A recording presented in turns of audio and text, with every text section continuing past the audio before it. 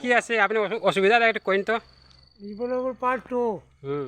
নদীর বাঙ্গলটা ভাঙিয়ে যায় আর কি আমরা চলাফেরার খুব অসুবিধা হয়। খাটাখাল নদীর পূর্ব পার। খানাগাঁও নদীর পূর্ব পার বিপদনগর পার্ট টু। আমি এইখানে নদীটা দেখাচ্ছি, আপনারা নদীটা দেখেন। আর রাস্তা দেখাচ্ছি, রাস্তা নাই, সব ভেঙে চলে গেছে।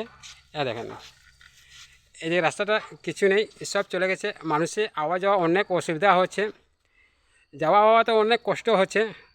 আর এদিকে নদীর জল মানুষের ঘরে ঢুকে যায়, মানুষের অনেক কষ্ট হচ্ছে।